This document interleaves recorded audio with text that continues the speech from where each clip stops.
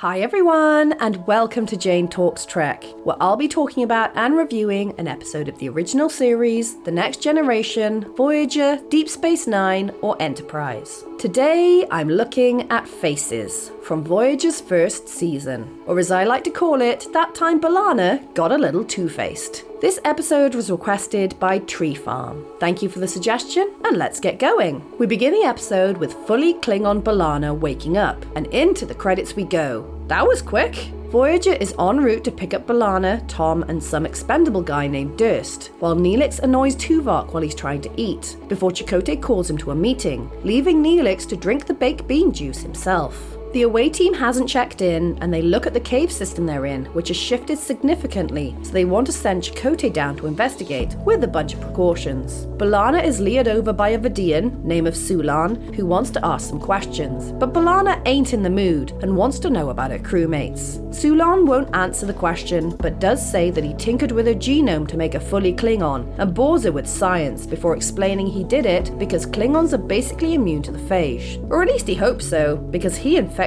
her. B'Elanna is pissed. Some prisoners, including Paris and Durst, are hassled by the guards, so they discuss their options. And Durst, we've seen before, a few seconds ago, as actor Brian Markison also plays Sulan. This Talaxian prisoner tells them there's no escape as he's been here for 6 years and is the last one left from his ship. So that's cheery news. While Chakotay, Tuvok and Harry nose around the tunnels where they find some discarded tech, and B'Elanna is not enjoying her sunbed. Sulan is impressed that B'Elanna is fighting the phage so well, which is good news for the future of his people. And while her Klingon side is complimented for being damn fine, human B'Elanna is tossed into the cell with the others. She explains to Tom what happened to her, and she's feeling the effect, before telling her story about how she grew up feeling different and her dad left them, which she assumed was down to her being part Klingon. The boys keep searching and discover the layout of the tunnels have been changing while they were in them, and report they're picking up Vidiian technology, which freaks Janeway out, and she tells them to be careful. They shoot at the wall, which attracts the Vidiians, so they skedaddle out of there, while Klingon B'Elanna works on her restraints until Sulan walks up and she kinda offers to bang him. He turns her down because his skin is basically falling off, while Tom tells B'Elanna not to let the guards see how sick she is, as they come and take Durst away. Wait, do you want a red shirt before you go? Janeway wants action and she wants it now. Better obey her and her bread roll hair, and Sulan goes to visit B'Elanna again, this time wearing Durst's face, which is why he's played by the same actor. And she is pissed, breaks out of her restraints, and attacks him. Janeway, Harry, Tuvok, and Chakotay form a plan to beam someone through the tunnel force field. But to avoid detection, Chakotay puts on his best cosplay. And down in the mine, B'Elanna is still struggling, so the Talaxian gives her some water, and Tom takes care of her. She tells him her new look has also changed her personality and made her terrified. When they extracted my Klingon DNA, they turned me into some kind of a coward.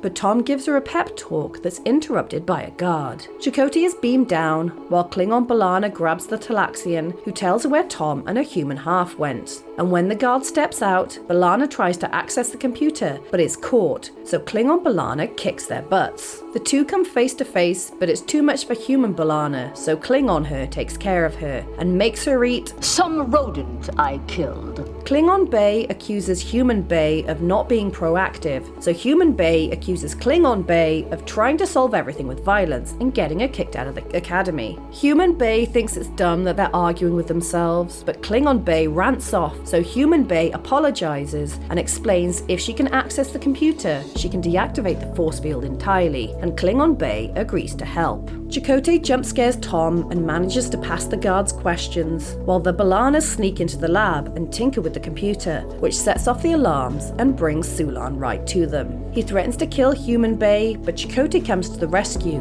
and they're able to drop the force field. However, Sulan shoots Klingon Bay right before they're beamed to safety. She doesn't make it and dies with honor or whatever, and the doc tells B'Elanna that she needs to be changed back or she'll die too. And she tells Chakotay that even though she feels at peace, she misses her Klingon half. Chakotay has nothing to say, so she strokes her forehead and has a cry.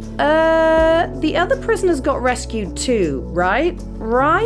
This is one of those episodes that, just like the character of B'Elanna, falls somewhere in the middle of my opinions. Not my favourite, not bad, just okay. I find most of season 1 just okay, but this episode has some great performances, especially from Roxanne Dawson, who really does make both B'Elannas feel like they're played by different people. Maybe due to her having 2 separate scripts, one for the Klingon side and one for the human side. Knowing how B'Elanna feels through the show's run, being split into 2 and coming to terms with how she needs both sides to feel complete is a poignant moment for her character. However, I wonder if this episode was a little too early in the show's run and would have been more impactful if it was situated more towards the midpoint of the show. Even though I'm rather indifferent about B'Elanna, I can't deny that she's had plenty of character growth throughout the show, which stems from this episode. You can also see the seeds that eventually bloom into a romance with Tom. Again, I don't care too much about him either, but I appreciate that you can see their relationship develop throughout the show,